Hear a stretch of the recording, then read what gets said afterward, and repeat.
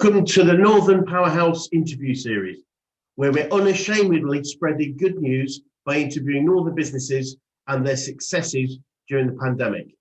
Subscribe to be notified of new interviews or click the link in the description to take part if you'd like to be interviewed yourself in a future episode.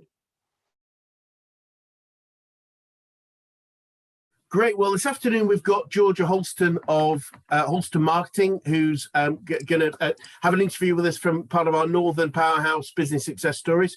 So, Georgia, welcome. Thanks very much for taking a bit of time to speak to us. If you'd like to just introduce yourself, your business, and what you do for your clients, that would be wonderful. Hi, Chris. Thanks for having me. So Halston Marketing, we've literally just celebrated our 4th birthday last week. We're a B2B marketing agency based in Leeds. We service clients from Fortune 500s right down to startups. So B2B, meaning we only work with companies who sell to other businesses. The main of the type of industry that we work in is heavy industry, so manufacturing, fabrication, global logistics and supply chain, chemicals and coatings. We also work in very, very high tech. So everything from IoT to business intelligence and anything specifically specialist, heavily regulated industries like life sciences, for example. So in terms of services, it's everything from brand through to social media execution, and everything in between. So websites, content, PR, particularly technical, sales, literature, that kind of stuff, full marketing strategies, and paid media, I think kind of covers it. Wonderful. So a whole bunch of stuff for quite interesting industries. I'm keen to know how have those industries specifically, I mean, it's got a range of them, but as a whole, how have they been affected by the outbreak? Tech is obviously one side of it.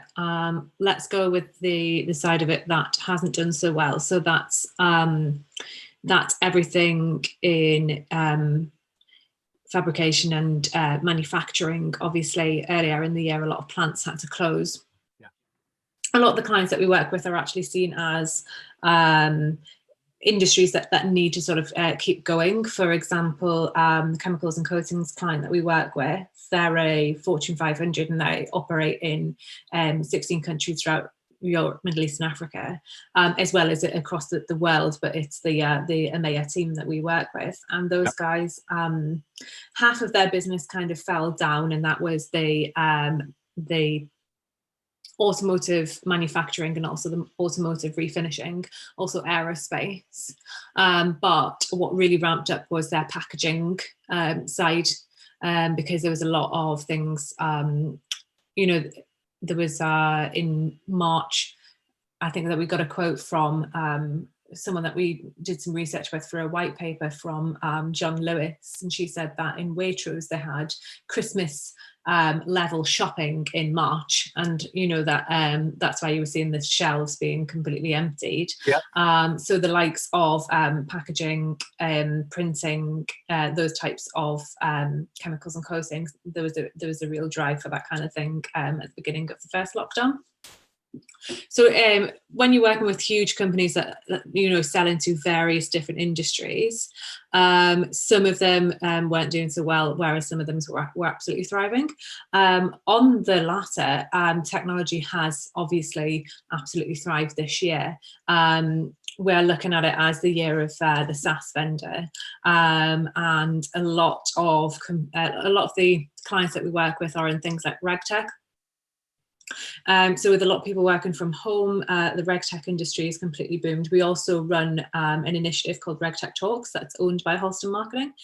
We've run a couple of, we did RegTech in the manufacturing sector as part of Digital City Festival in Manchester, and that was just before lockdown, and that was our last real life event, but we've done a couple of webinars since then. The last one was last week, and they're going really well. and RegTech itself as an industry is kind of booming because people working from home who work in regulated industries need to have that environment to be able to ensure that they remain compliant. Yeah. Wowzers. So that's a lot of changes, lots of stuff going on. That's very exciting. Yeah, I mean, I think that we expected for the technology market to just be booming anyway, because there's so many new entries to particularly the SaaS market. The barriers to entry are a lot lower because it's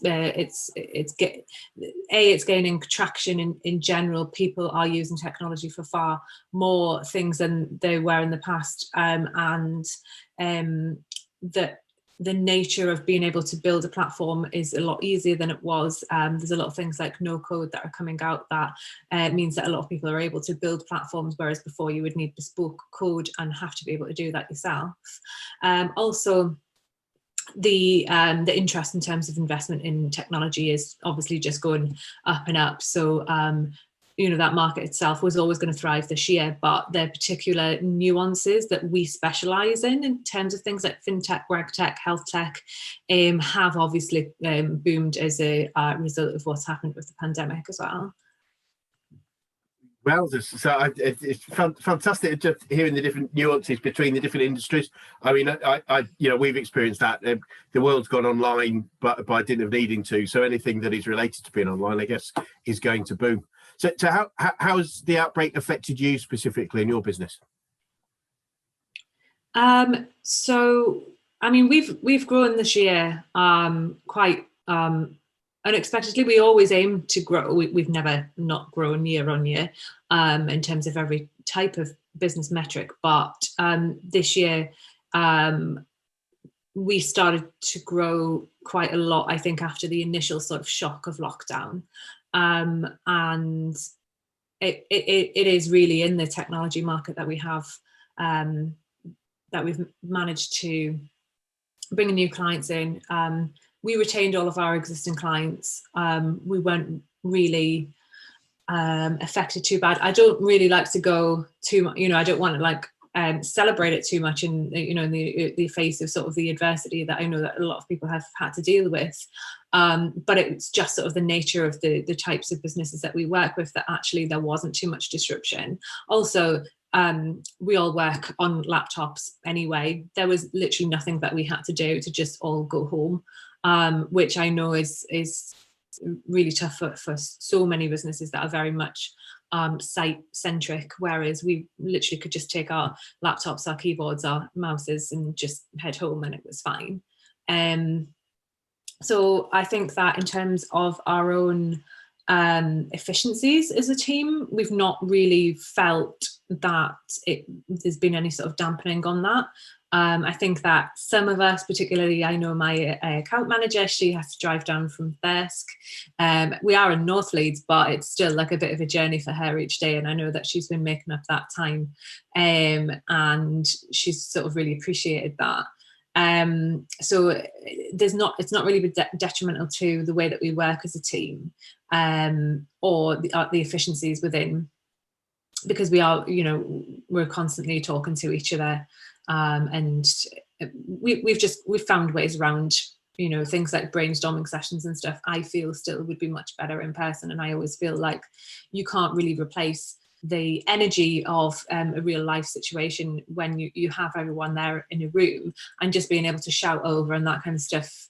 But we've just worked around it and we've just got on with it, really. Yeah. I guess one question would be around leadership. Obviously, leadership and management, we can't not communicate. So the way we walk into the office and how have you replaced that sort of being their leadership style with the more remote leadership style? So I'm really lucky and I have a senior management team of 3 exceptionally capable women who line into me personally, and I continue to work with them on their personal development and have done this year. They then have teams of staff who line into them, and it's just worked very well in terms of the flow for how people have worked with each other. So yeah, I really can't complain about that side of the business either, to be honest. Wonderful. It really sounds great. That, and I take your point about not celebrating too much, but I feel people need to hear that it's okay. That things are going well. It's not. There's enough bad messages out there, or that I think a good news stories is always relevant. So I'm not sure. It sounds like you may not have had too many issues, but are there any key issues you've had to overcome? I think just maybe I do miss, obviously, the team. I miss them as people. We're quite a boutique agency. There's only 8 of us, and we have very personal relationships with each other. So we do kind of miss the people that we spent every day in an office with. And there is obviously the personal side to lockdown and how it has dealt out some pretty mean cards to a lot of people in terms of their mental health capacities. So everyone has had that to deal with, and it's just been it's just been a matter of trying to figure out how we can best support each other. And I think that we've done really well with that as a team, and we've worked really well to maintain some normality within the business. And again, it makes perfect sense. It is challenging for many people. Just people like to be around others. If we're isolated, especially if unfortunately if we don't have family and friends around us, it can be quite challenging. And I totally get that. But obviously you've had some great. You said you've grown this year again. What are some of the key wins that you've achieved over this last period? So yeah, it is kind of just bringing in a lot of those new tech clients. So we had a foothold in the tech industry anyway. We've got a great client that we've had from sort of the beginning of Halston Marketing, and they're an IoT client that we just love working with. We love the innovations that those guys are constantly nurturing, and I think that just having that and other great tech behind us and our experience in that allowed us to really sort of penetrate that market, which itself, just as I mentioned, has been growing. So some really huge wins for us were making sure that we maintained relevancy in that market, and it really has sort of come off for us. And so we've launched a new initiative called No Code Lab. We've done a few different events with that, and because we know the tech ecosystem, particularly in Leeds, quite well, we've got a lot of supporters. The likes of Tech Nation, for example, key people there like Jem Henderson. She just doesn't ever stop. People at Bruntwood, people like Deb Hetherington, or people at Women in Leeds Digital like Sarah Tulip. These people they don't stop, no matter if it's locked down or not. And the support that we have maintained from our own business and personal cohorts has been really key to not just developing relationships in new business, but developing our relevancy within those industries and maintaining that as well. We also have launched a women's financial well-being initiative called She Can Prosper with one of our clients, and that's helped us as well to make sure that we are creating conversations and developing relationships with new people, which has really helped us throughout again the pandemic, because it's not easy to go out and do networking, and it's really important for us to have those sort of central reasons to speak to people. Do you want to come and talk about well-being? Do you want to come and talk about all these different things that we know that are close to a lot of people's hearts? And let's not just have it like, what's happening with your business kind of conversations. So that's worked really well as well, at developing these initiatives outside of brands and bringing people together around shared causes has worked really well for just creating and maintaining conversations, I think. Brilliant. It sounds clearly doing lots to build that community. local to you. What I'm just interested to know what things that you've changed or things that you've done over this period that you're going to keep doing, because obviously, you know, we're moving into a new world. The new norm, whatever it looks like, will be slightly different. But what will you keep? What are some of the things that have really worked that you want to keep doing? Yeah, so I mean, we need some more staff. We're probably going to be getting a couple of members of staff over the next couple of months. We definitely need, and in that we won't actually have space for everyone in the office. So I think that a rota style being is going to have to continue, where we're sort of like hybrid working from home. Because I don't really want to shell out for more office space right now, because we've had an office sat empty for the last 8 months, and it's just not high on the agenda, specifically since we've just been doing so well the way that we've been working. I feel like that a hybrid model is definitely something that we're going to have to consider going forwards. I think it's, you know, it's common sense. B, you know, I mean, we're speaking to lots of people that, as you've said in your team, they've benefited from not the need, this perceived need to come in every day. And I think, you know, finding a model that works. Why if we don't need to come in every day, let's find a way that we can use the office space better, and as long as we can still collaborate effectively, absolutely brilliant. So going back to the March time, is there anything that, in hindsight, which is obviously a wonderful thing, anything in hindsight you'd have done sooner?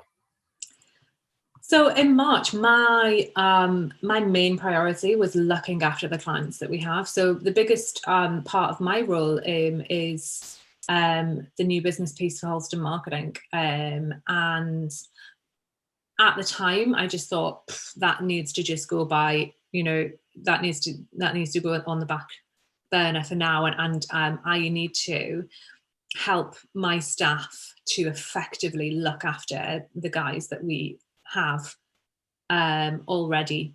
And it turns out they didn't really need my help to look after the clients that we already have. They were doing a completely fine job, and I was just being that annoying boss and just coming in being like, oh, we can do this, and like coming up with new ideas, and them just being like, we've got this, like we didn't need your help before, we don't need it now. And I was just being that really just annoying person who was actually just making more work for people. And so I just didn't think that we would be achieving the levels of new business that we have. There's no way I thought that we would double in size at the end of February. There's just, I just couldn't have conceived it. And the fact that we have, I probably, you know, if I knew that this is where we would be in November, I probably would have just put my foot down on the whole new business front, and, you know, try to achieve what we have done sooner, rather than thinking that, I mean, there was an element of thinking, you know, it's not really appropriate to go about things the way that I normally would, but I definitely would have, you know, gone out and tried to develop these relationships that we have now a little bit sooner, and, you know, not being that annoying person to my staff, and maybe just let them get on with what they're best at doing. I was told a little while ago that our job as business leaders is not to be superheroes, but to recruit and support superheroes. Because there's plenty of them out there, and clearly you've got loads in your team, and we can get in the way sometimes, can't we? yeah, I'm best just leaving them to do what they do best. So that's definitely the learning. Brilliant. And obviously we're coming out the second lockdown, and we've got the restrictions they're announcing today. What was your reaction when we went into this second lockdown, and the tiers we're going into after it? I mean, I kind of saw it coming. We're going into tiers, and it was just kind of like, this just seems like completely pointless. We're obviously going to go into lockdown. The kind of work that we do in things like deep research, we do white papers, we do real sort of market research for our clients. So I feel like the insight that we get from the work that we do allows us to understand sort of what's coming anyway. So things like the mortgage market, we're doing a huge research piece on that right now for one of our clients. And, you know, we were just like, we know what's going to happen. we're doing first person research. We're interviewing people all the time, and we know that the second lockdown was going to happen. So it didn't really sort of faze us or surprise us at all when it did. Coming out of it and going into tiers, again, we're in the highest tier anyway in West Yorkshire, so I don't really see very much difference. That it's going to make. It's going to be nice to have a break at Christmas, but I don't really think that our lives are going to drastically change too much until, the vaccine has been made, broadly available and is, a normality for people. And I just think that we need to sort of like hold on, hold out. We can do it. We've made it this far. It's not. I don't see that it's going to make a huge difference, to be honest. No, great. And looking to the future, I hope, as you say, when the vaccine is reasonably well available and we've got the new normal of hopefully coming out of this situation, what are you most looking forward to? Well, during this insanely busy time for Halston Marketing, I actually did something else and acquired another business to launch. So it's called NHS Sustainability Partnerships, and I've launched that with one of our existing clients at Halston Marketing. He and I went in and acquired that from this guy who's been running it for 7 years and has done an amazing job at building relationships between new and sustainable companies with products and services that are relevant to the NHS in terms of the ecology behind them. And so between my business partner and I, and it's quite novel for me to have a business partner because I've never had one before. I've always just done everything solo. So I'm really interested in getting involved to see how that's going to work out. The vast majority of that stuff, sort of from Q2 onwards, is actually going to be event based. So we're thinking conferences, exhibitions, really big stuff. And I'm excited to bridge the gap between the thing is, what the issue that we're trying to tackle is that a lot of the time it's quite difficult for new companies to gain access to procurement frameworks within the NHS because it's really difficult to, there's just a lot of bureaucracy, and huge companies, they have the time and the resource to be able to get onto those frameworks because they just have people, they can pay people to just sit and get onto them. And also they've already been on the frameworks and, there's legacy relationships and all that type of thing. But we found, particularly within the pandemic, that those relationships aren't necessarily fit for purpose. They're not necessarily the right people to be selling into the NHS. And it's just hemorrhaging money on things that aren't necessarily right. There's been sort of scandalous news articles about PPE and about terrible buying decisions. We don't want to scandalize it at all, but what we do want to create is a forum for those smaller companies that are doing amazing things in terms of sustainability. Things like whether it's something as amazing as a platform that can understand and regulate energy usage for the NHS, or whether it's a company that comes and has sustainable dissolvable kitchenware, or something as simple as a fixture for the cistern in a toilet so that it flushes with less water.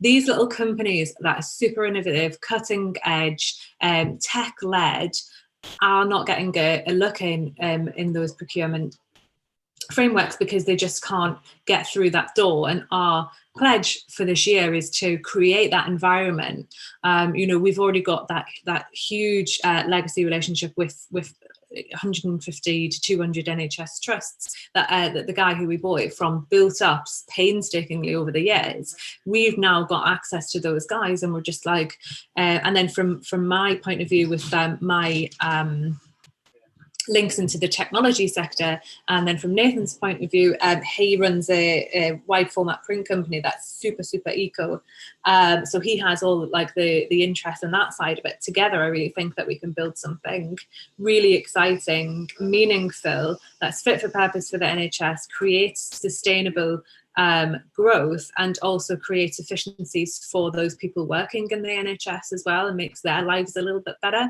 as well as bringing down that carbon footprint. Wow. So that's just your sideline. That's the side hustle. Yeah. That's wonderful. Oh well, that's super. And what about? I mean, anything personally? I mean, a lot of people talk about going on holidays and things, but it sounds like you're a bit of a workaholic. Yeah, well, there's that, but I'm also getting my private pilot's license. So I've been working on that for the last. But this year has just been crazy. I can't get out in the planes. That the airfielders had to shut down at various different times. It's only in West Yorkshire as well.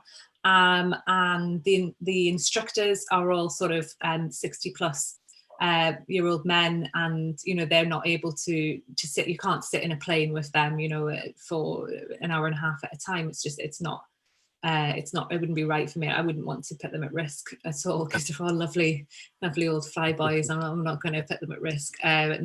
So I'm really looking forward to getting back in the air more than anything. Brilliant.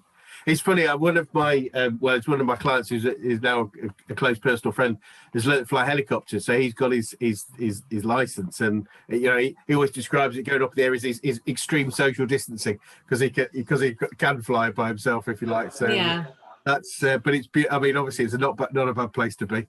That's wonderful. Goodness, I'm guessing you don't have much spare time with everything going on. It'd be interesting to know what you've learned about yourself over this period. I mean, these challenges to businesses have a big impact on the leaders, and what have you learned personally? I mean, I always kind of assumed that I was resilient. I hoped that I was, but you can never really test that unless it's in the face of adversity. And so we've proven that. And it's not just me whatsoever, it is my team. And, those guys that I've said in that senior management team, they have just leveled up. They have stepped up this year. And I've been able to really feel a lot more freedom in terms of being able to just hand stuff over to those guys. When we brought new members of staff in, I haven't had to, do inductions. I haven't had to do any. I can literally just give it to those guys, and they are really sort of starting to be that driving force that's sort of pushing me up from underneath and really allowing me to do like this great new business and obviously lead Halston Marketing into our next step. We're just on the cusp of year 5 now, and I really say that with the strength of that core team, there's nothing that we can't do, and it's we're at a really exciting sort of threshold, I think. Fantastic. Again, a bit like the superhero thing I said earlier, I was told a long time ago that a lot of people believe their true value is being indispensable to a business, whether that's the leader or an employee. But the real value is becoming dispensable, so we can move to the next level. So without being able to find people that can fulfill our role, we're always going to be stuck at that level, whether we're a leader or anyone within the business themselves. And so, no, it's great that you've got great people that can make you become dispensable at the level that you're working, so you can move to the next level and look at the other businesses. So really, really well done. And you probably know the stats, but in general, most businesses, only 20% of businesses make it to year 5. So well done. And unfortunately, only 20% of those businesses make it to year 10. So it's unfortunately, though it's a great achievement, it's still keeping the eye on the ball all the way through. So, but really, really, really well done. So, but interesting, talking about growth, are there any challenges you'll foresee moving forwards as you grow? I mean, it's just uncharted waters, but everything that I've ever done has been uncharted waters. I left my job and sort of jumped straight into running a company. I'd never run one before. I don't have any mentors, investors, or anything. It was just 100% me just going in, being thinking, oh, I can do this. So now it's kind of, again, it's uncharted waters. Being the size that we are, bringing in the size of the clients that we are, and making sure really that it's not a concern, but it's an objective of mine to ensure that I know that the core values that I have for the business are deeply instilled in the people that report into me, and I know that they understand them and they value them, and they understand the value in them. What my concern is that that those things ever sort of get filtered or diluted in any way as it's passed down. So the more people that we add to the team, and I'm the fire fast, hire slow thing. Like, we are quite slow hirers, because I want our culture to remain the same, and our culture is of a very high standard of work. It's a very high work ethic as well, and I don't ever want to see that being diluted for any reason. So for me, it's as we grow, ensuring that we are instilling those values throughout the chain, I think. I mean, we see consistently that businesses that are culture and purpose led are the ones that consistently build growth. And there's this sort of fallacy that growth means that culture can be changed, but successful businesses grow because of their culture, not in spite of it. It doesn't mean culture has to change because we grow, as long as our goal, especially the key people in the business, maintain and champion the culture that was the reason for the success in the first place. The idea that culture changes as we grow just doesn't make any sense. It's the reason we grow, in my opinion. So I mean, what a great success story we have so far. So just looking out now towards the future as we sort of come to a close, what does the future look like for you and the business, and the businesses, sorry, I should say? I mean, we'll have to see what happens with NHS sustainability partnerships. Again, just completely throwing myself in the deep end here. At least I've got one buddy now. So we'll see how that goes. And if we are still buddies by this time next year, maybe you can check in on that. I'm sure we'll be fine. So for that, I think we're going to try and just sort of replicate what has been done in the past for this year, see what's happened, and then from next year really push that out to sort of a new scale. For Halston Marketing, I think that we're really sort of honing our skills, particularly in the tech industry. So I think that luckily for us, with the emergence of far more SaaS companies, AI-driven companies, our understanding, our experience, knowledge of not just their sectors, but the sectors that they sell into, and the importance of what they're offering. I feel is going to be the big, what we're going to be building on as a marketing agency. Wonderful. Well, I wish you the absolute best of luck. I don't think you're going to need a lot of luck. I think there's a lot of stability and clarity in where you're going. And look, yeah, I'd love to come back in 6-12 months and see how you are getting, not to check about the relationship, but just see where you are, and clearly going from strength to strength. So thank you so much for sparing the time. And it's great to see someone that's not only clear about what you want to achieve and how you want to achieve it, but you want to help the community around you, both business and social community, which I think is really key. There are, as you highlighted, there are people that are struggling out there, and for those of us that are able to continue with success, it's our duty to help people that aren't as fortunate as us. So I really respect that. So thank you so much for your time. And again, it'd be great to catch up with you in 12 months' time and see where the next 5 years takes you. Yeah, it'll be really interesting to see where we are. Brilliant. But yeah, thanks for all the questions. Thanks for inviting me. I appreciate that. You're very welcome, and thank you so much. Thanks for watching. What was your takeaway from today's interview? Please post it in the comments below, and subscribe for all our upcoming videos, or click for the next video here.